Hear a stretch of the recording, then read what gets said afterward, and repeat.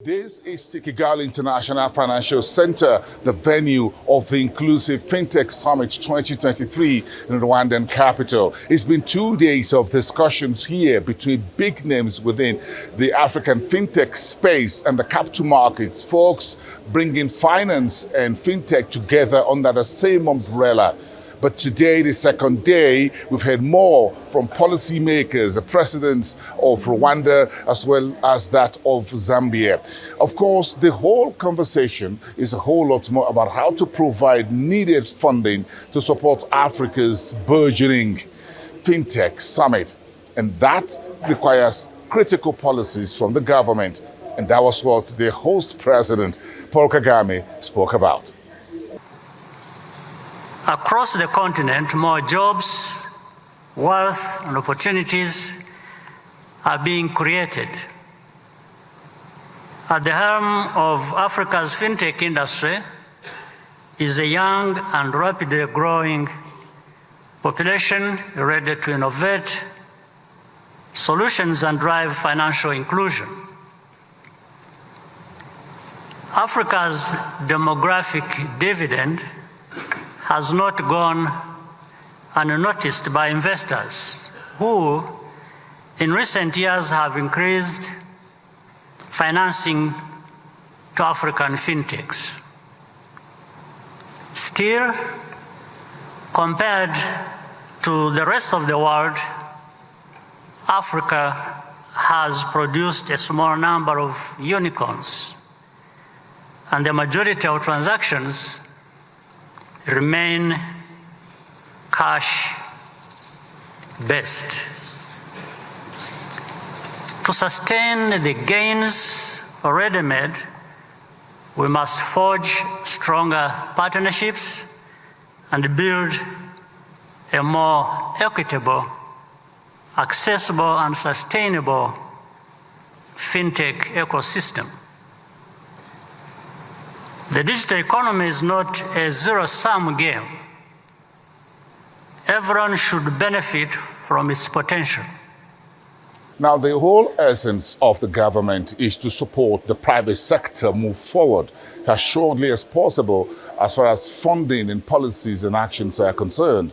So the Zambian president, Hakainde Hichilema, believes that the private sector should go beyond providing a wish list to government, but be specific in terms of laws, rules, and regulations or policies they will want to change for the benefit of their sectors, in particular for the fintech community.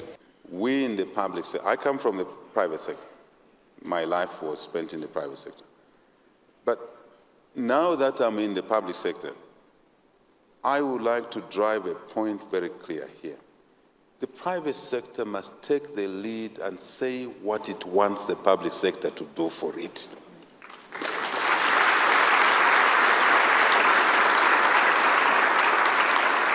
You can't have a generic wish list in these situations. You have to have, yes, a generic one, but drive down to specifics. And then the key areas. Just analyze the legal framework in your country, in our countries as a private sector operator, see how it affects your business, drill down to that particular law, that particular regulation, and then table it for discussion with those that are able to change that law, that regulation. That's what I would like to see more from the private sector. And then we can keep partners. Well, a greater part of the conversation here are the Inclusive Fintech Summit 2023 in Kigali was also devoted to women inclusivity in the private sector, in particular the fintech community. There's a need to grow more women who will get venture capital funding to support their businesses and more of the female CEOs in the C-suite of fintech big organizations.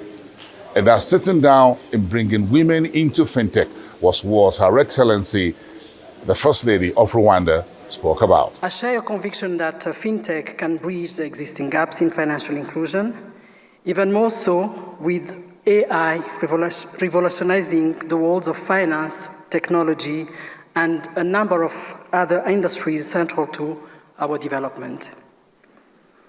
Fintech can and will spur economic growth and financial stability for our continent's skilled, youthful communities in line with global frameworks for sustainable development. Rwanda has taken encouraging steps in gender mainstreaming, gender-responsive budgeting, and ensuring female representation at all levels of leadership. But of course, this isn't enough. Financial backing for women-led fintech solutions must carry strong, compelling incentives, not because women are in need of assistance, but because equality is their legitimate right. After all, it's all about the brain, which all men and women possess. It would be a shame and a failure not to gain from their equal capabilities. We believe that inclusion must be intentional, systematic, and yes, compulsory to prevent the waste of talent, skills, and expertise. Ladies and gentlemen, I wish to repeat this by limiting the space for women in finance and technology. We are not just failing women, but we are failing everyone.